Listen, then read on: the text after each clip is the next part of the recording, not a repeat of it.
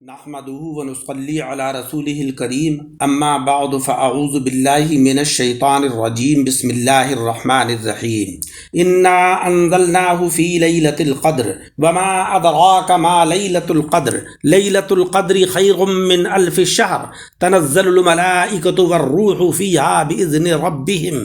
من كل امر سلام هي حتى مطلع الفجر صدق الله العلي العظيم۔ سامعین اکرام، میں نے خطبہ مسنونہ کے بعد سورہ قدر کی تلاوت کی ہے، جس میں اللہ تبارک و تعالیٰ کا ارشاد عالی ہے، بے شک ہم نے اسے یعنی قرآن عظیم کو شب قدر میں اتارا۔ وما ادراک ما لیلۃ القدر، اور تم نے کیا جانا کیا ہے شب قدر؟ لیلۃ القدر خیر من الف شہر، شب قدر 1000 مہینوں سے بہتر ہے۔ تنزل الملائکۃ والروح فیہا باذن ربہم من کل امر سلام، اس میں فرشتے اور جبریل اترتے ہیں اپنے رب کے حکم سے ہر کام کے لیے، وہ سلامتی ہے۔ ہی حتی مطلع الفجر، صبح چمکنے تک۔ حدیث مبارک میں ہے کہ جناب احمد مجتبیٰ محمد مصطفیٰ صلی اللہ علیہ وسلم کے پاس بنی اسرائیل کے ایک ایسے شخص کا تذکرہ کیا گیا کہ جس نے 1000 مہینے تک اللہ کے راہ میں اپنے کندھوں پر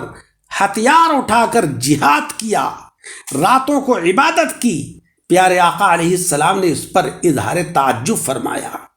اور اپنی امت کے لیے ایسی نیکی کی تمنا فرمائی اور کہا کہ اے اللہ، تو نے میری امت کو سب امتوں سے کم عمر عطا فرمائی ہے، لہذا اعمال کے اندر وہ سب امتوں سے کم ہوں گے۔ تب اللہ رب العزت نے آپ کو لیلۃ القدر عطا فرمائی، جو 1000 مہینوں کی عبادت سے افضل ہے۔ جتنی مدت بنی اسرائیل کے اس آدمی نے اللہ کے راستے میں جہاد کیا تھا، راتوں کو عبادت کی تھی، مولا تبارک و تعالیٰ نے آپ کو اور آپ کی امت کو اس طویل مدت کے مقابلے میں ایک رات ایسی عطا فرما دی کہ جس کے اندر اگر امت عبادت کر لے تو پھر وہ اس مجاہد کے اجر و ثواب کے برابر پہنچ جائے گی۔ یہ نعمت عظمیٰ یعنی لیلۃ القدر امت جناب محمد مصطفیٰ صلی اللہ علیہ وسلم کی خصوصیات میں سے ہے۔ ایک روایت ہے کہ جب حضرات صحابہ رضی اللہ تعالی عنہم نے یہ بات سنی تو انہوں نے عرض کیا کہ یا رسول اللہ، کیا ہم بھی اس مجاہد جیسا ثواب پا سکتے ہیں کہ جس نے 1000 مہینوں تک راتوں میں عبادت کی، دن میں جہاد کیا؟ آپ علیہ السلام نے فرمایا کہ مجھے اس کا علم نہیں ہے۔ پھر آپ نے اللہ تبارک و تعالیٰ سے سوال کیا تو مولا جل شانہ و عم نوالہ نے آپ کو لیلۃ القدر عطا فرمائی۔ حضرت انس فرماتے ہیں کہ پیارے آقا علیہ السلام نے فرمایا کہ جب لیلۃ القدر آتی ہے تو جبریل علیہ السلام فرشتوں کی ایک جماعت کے ساتھ نازل ہوتے ہیں اور ہر اس بندے پر رحمت بھیجتے ہیں اور بخشش کی دعا کرتے ہیں کہ جو کھڑے ہو کر یا بیٹھ کر اللہ تبارک و تعالیٰ کے ذکر میں مشغول و مصروف ہوتا ہے۔ حضرت ابو ہریرہ کہتے ہیں کہ لیلۃ القدر میں زمین پر بے شمار فرشتے اترتے ہیں اور ان کے اترنے کے لیے آسمان کے دروازے کھول دیے جاتے ہیں، جیسا کہ حدیث مبارک میں وارد ہوا۔ جب آسمان کے دروازے کھولے جاتے ہیں تب انوار چمکتے ہیں، عظیم تجلی ظاہر ہوتی ہے جس میں کرۂ ارض منکشف ہو جاتا ہے، لوگ اس میں مختلف درجات پر فائز ہوتے ہیں۔ بعض اللہ کے وہ نیک بندے ہوتے ہیں کہ جن پر زمین اور آسمان کے فرشتے منکشف ہو جاتے ہیں، اور جب ان پر آسمانوں کے فرشتے منکشف ہوتے ہیں تو وہ آسمانوں میں فرشتوں کو ان صورتوں میں دیکھتے ہیں کہ جن میں وہ مشغول عبادت ہوتے ہیں۔ بعض فرشتے تو قیام کی حالت میں ہوتے ہیں، بعض قعود میں ہوتے ہیں، بعض رکوع میں ہوتے ہیں، بعض سجدے میں ہوتے ہیں، اور کچھ وہ ہوتے ہیں کہ جو ذکر الہی میں مشغول ہوتے ہیں، اور کچھ وہ ہوتے ہیں کہ جو مولا تبارک و تعالیٰ کا شکر ادا کر رہے ہوتے ہیں، اور بعض وہ ہوتے ہیں کہ جو سبحان اللہ سبحان اللہ الحمدللہ الحمدللہ اللہ اکبر لا الہ الا اللہ لا الہ الا اللہ یہ پڑھ رہے ہوتے ہیں۔ مولا تبارک و تعالی بعض لوگوں پر جنت کے حالات منکشف فرما دیتا ہے، اور وہ جنت کے محلات، جنت کے گھر، جنت کی حوریں، نہریں، درخت اور جنت کے پھل وغیرہ سب کچھ دیکھ لیتے ہیں، اور عرش اعظم کا نظارہ کرتے ہیں جو کہ جنت کی چھت ہے۔ حضرات انبیاء کرام، حضرات اولیاء اعظام، حضرات شہداء کرام اور صدیقین کے معاملات دیکھتے ہیں۔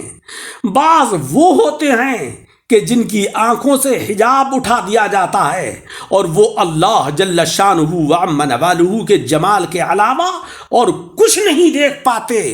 وہ اللہ تبارک و تعالیٰ کی ذات اور صفات میں ایسے فنا ہوتے ہیں کہ مقام لاہوتی کے اوپر وہ فائز ہو جاتے ہیں۔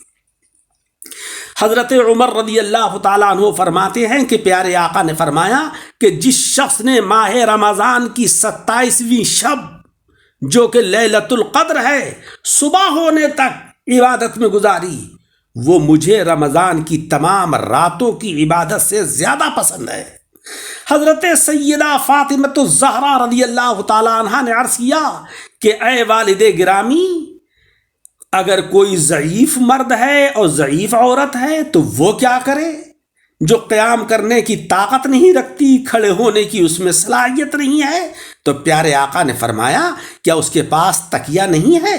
جس کا سہارا لگا کر وہ رات کے کچھ لمحات بیٹھ کر گزارے اور اللہ تبارک و تعالیٰ سے دعا مانگے؟ مگر یہ بات اپنی امت کے تمام ماہ رمضان کو قیام میں گزارنے سے میرے نزدیک زیادہ محبوب ہوگی۔ حضرت ام المؤمنین عائشہ صدیقہ رضی اللہ تعالیٰ عنہ ارشاد فرماتی ہیں کہ جناب احمد مجتبیٰ محمد مصطفیٰ صلی اللہ علیہ وسلم نے فرمایا کہ جس نے لیلۃ القدر بیدار ہو کر گزاری، جاگ کر گزاری، اس میں نمازیں پڑھیں، اللہ تبارک و تعالیٰ سے بخشش طلب کی، تو مولا جل شانہ و عم نوالہ اسے بخش دیتا ہے، اسے اپنی رحمت میں مقام عطا فرماتا ہے، اور حضرت جبریل علیہ السلام اس پر اپنے پر پھیر دیتے ہیں، اور جس پر جبریل امین نے اپنے پر پھیر دیے تو وہ جنت کے اندر داخل ہو جائے گا۔ عزیزوں، رمضان المبارک بڑا قیمتی مہینہ ہے، اس کی ہر ساعت، ہر لمحہ،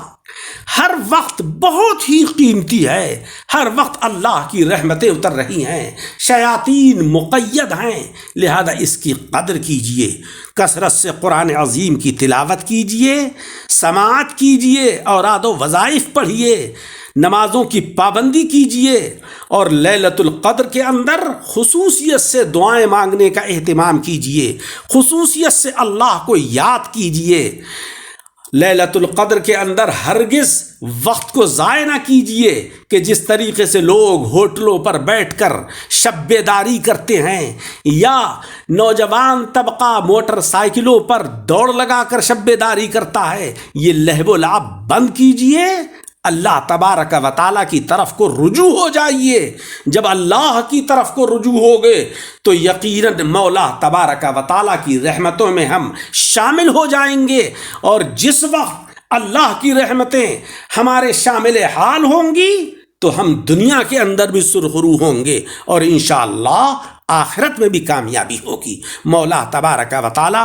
مجھے اور آپ سب حضرات کو عمل کی توفیق عطا فرمائے، آمین بجاہ النبی الکریم، وصلی اللہ علی خیر خلقہ ونور عرشہ سیدنا محمد و آلہ و اصحابہ اجمعین۔